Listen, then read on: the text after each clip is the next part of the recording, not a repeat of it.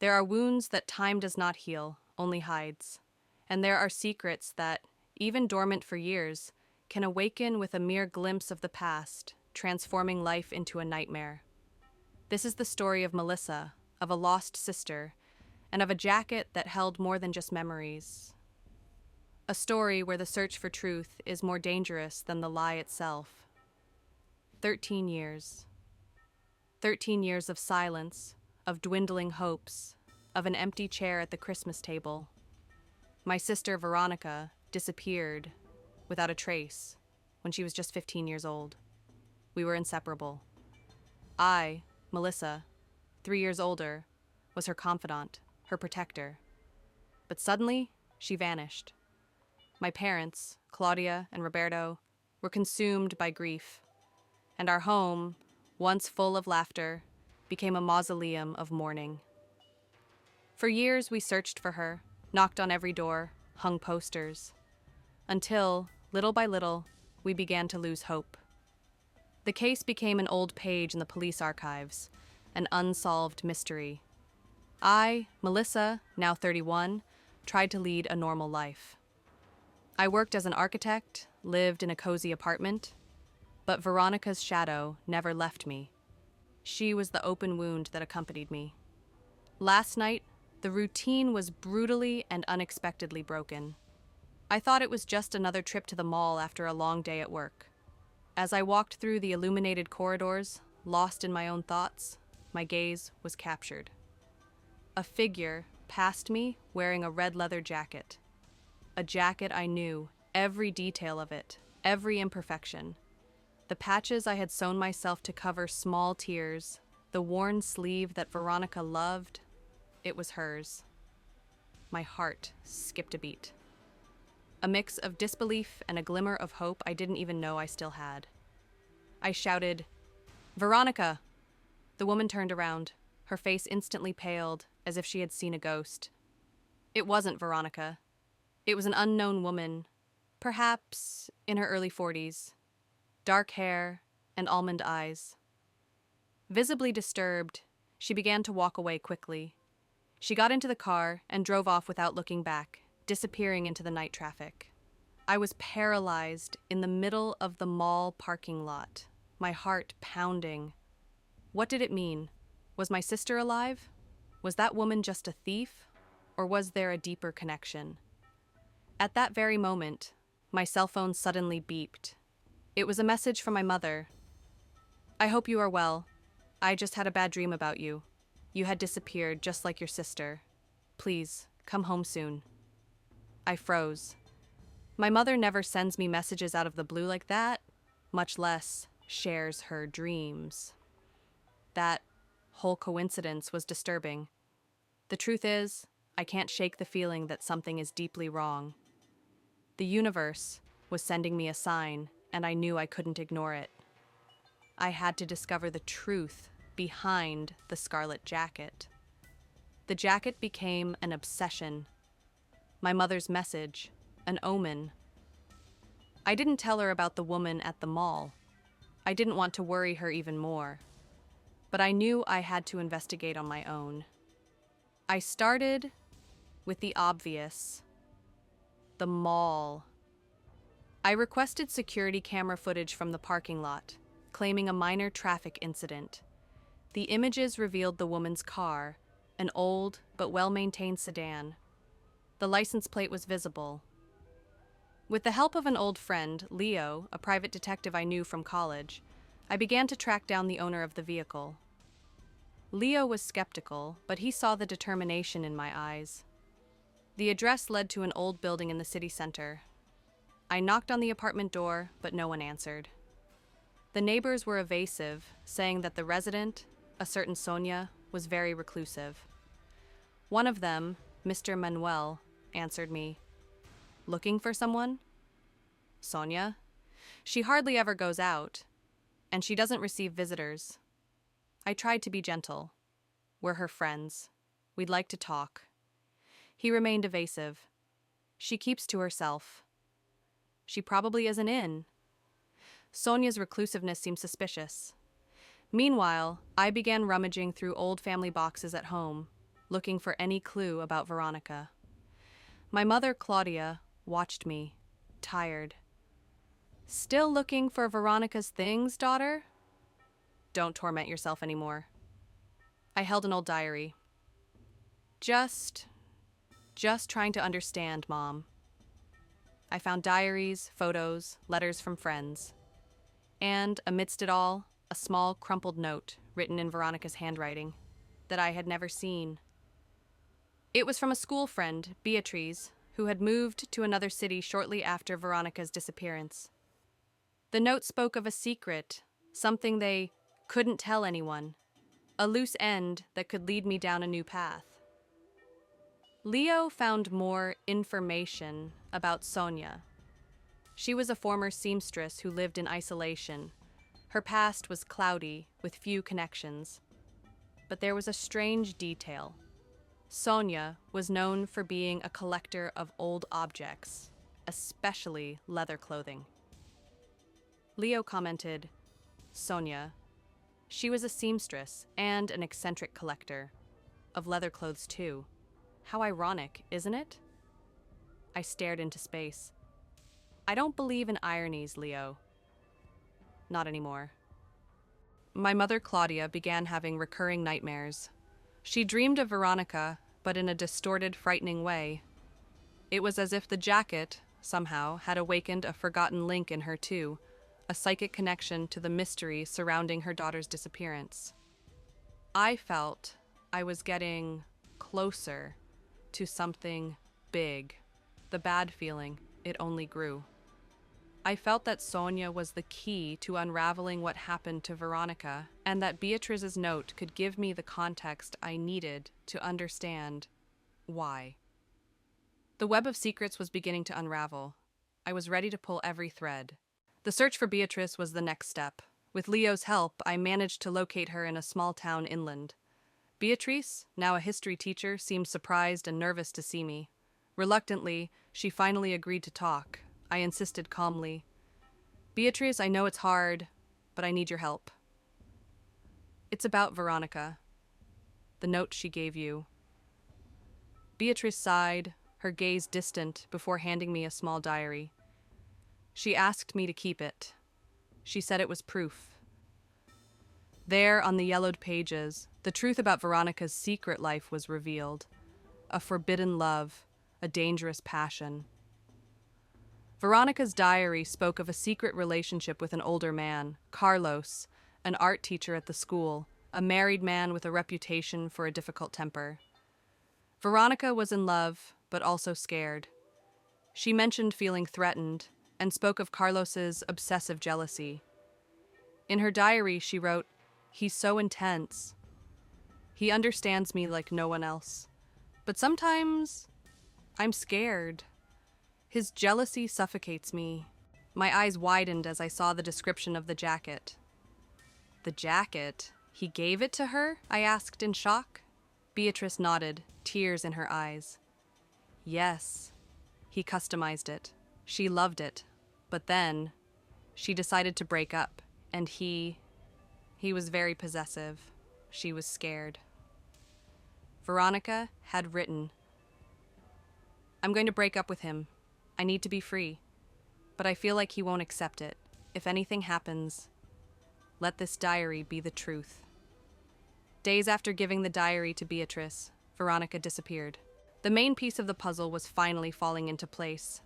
Carlos, the teacher, the man behind the scarlet jacket, he was the suspect.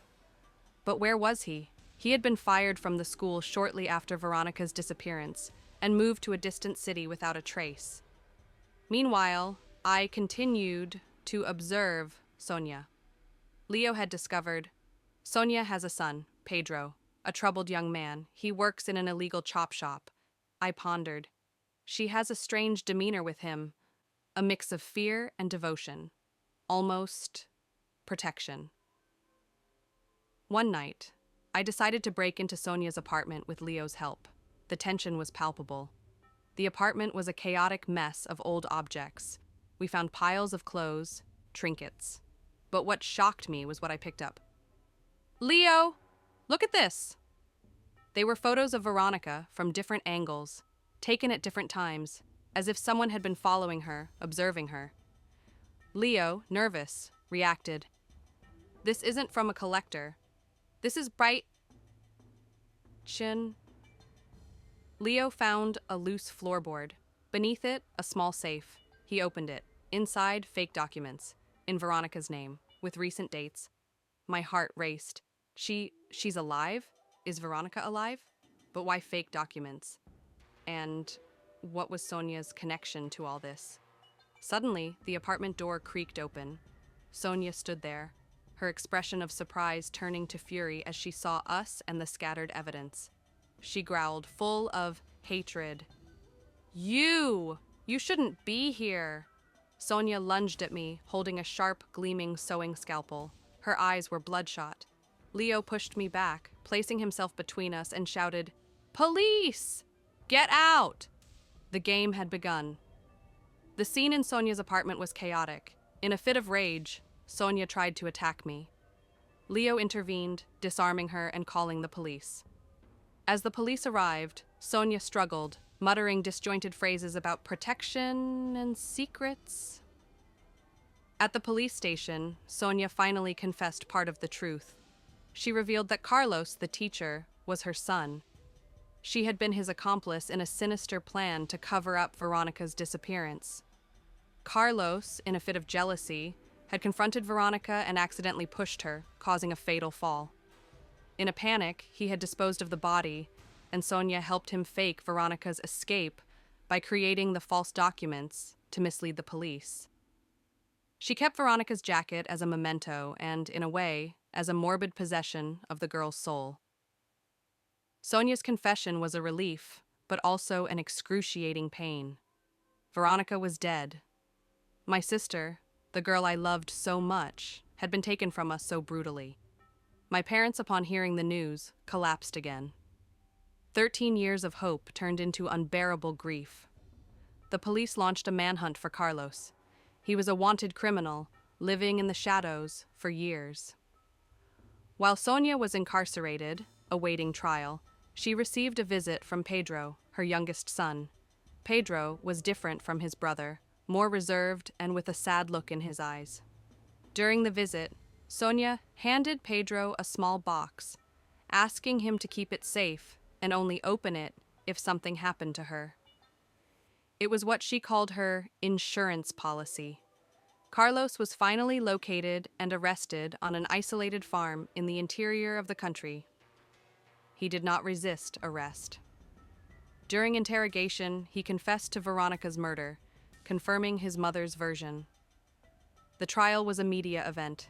My family and I were present, seeking justice for Veronica. Carlos and Sonia were tried for their crimes. The evidence was irrefutable. Both were convicted. Justice had been served, but the pain of loss remained.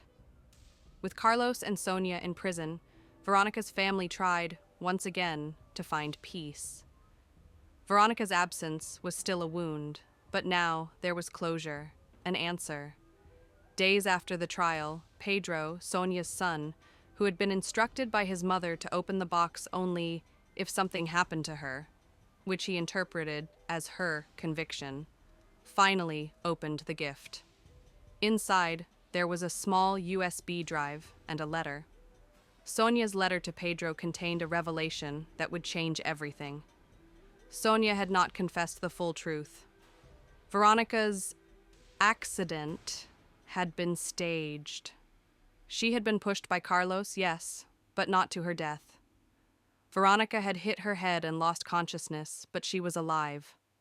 Carlos, in a panic, had taken her to a secret location where he kept her captive, so she wouldn't report him. And Sonia knew about it. The USB drive contained disturbing audio recordings. In them, Carlos spoke with Sonia about Veronica, about her captivity, about how he kept her under control and re-educated her so she wouldn't escape. And, even more shocking, there was a recording of Veronica's voice, faint but alive, crying for help. The scarlet jacket was not just a memento, it was proof. Carlos, with his obsessive disorder, had kept Veronica's jacket as a trophy, as a way to control her. And Sonia, seeing it at the mall, knew that her son's plan was at risk. That's why her desperation and her quick escape. The jacket was the missing link that brought the truth to light. Pedro, shocked and horrified by his mother's confession and his brother's recordings, immediately contacted the police. The recordings were irrefutable. Carlos was interrogated again, and confronted with the evidence, he had no choice but to confess. The police, based on the new evidence, located Veronica's captivity. An isolated house deep in a dense forest, with barred windows and an air of abandonment. And there, in a dark room, was Veronica, alive. She was thin, pale, with a frightened look, but alive. 13 years of captivity, 13 years living under Carlos's terror, manipulated, afraid. She was rescued and taken to a hospital, where she received the necessary physical and psychological care. Veronica's reunion with her family was one of the most emotional moments imaginable. My parents, Claudia and Roberto, cried with relief and joy. I, Melissa, hugged my sister, who had been a ghost in my life for so long. The scarlet jacket, initially a symbol of loss, was now a symbol of hope. Carlos and Sonia were subjected to a new trial, now, with even more serious charges of kidnapping and unlawful imprisonment. Both were sentenced to life in prison. True justice, finally, had been served. Veronica's return was not easy. The years of captivity had left deep scars. She needed time, therapy, a lot of love and patience to reconnect with the world and with the life that had been stolen from her. The family, united, dedicated themselves to her recovery. Veronica, little by little, began to revive. She rediscovered the joy of simple things, the taste of good coffee, her family's embrace, the warmth of the sun. The leather jacket, once a symbol of her torment, was kept as a reminder of the past, but also of her incredible strength. I, Melissa, learned to value every moment even more. The experience of having my sister back made me a stronger, more grateful person. The search for truth, however painful it may have been, brought me the greatest reward of all. Years passed. Veronica had recovered and built a new life, away from the spotlight. She dedicated herself to helping victims of kidnapping and abuse, transforming her pain into purpose. She and I were inseparable, just like in childhood, but with even greater maturity and complicity. One day, as we walked through a park, Veronica suddenly stopped. Her eyes were fixed on a child running freely. She touched my arm. "Melissa," she said, her voice choked with emotion, "I've found peace. But there's one thing that still troubles me." I looked at her, waiting. "Carlos and Sonia are in prison, yes," she continued. "But what about Pedro, Sonia's son, who helped us discover the truth?" I remembered Pedro, the young man who had bravely handed over the evidence. "He was also a victim," Veronica said, a glimmer of compassion in her eyes. "A victim of his family, of the secret. I can't shake the feeling that his story hasn't ended."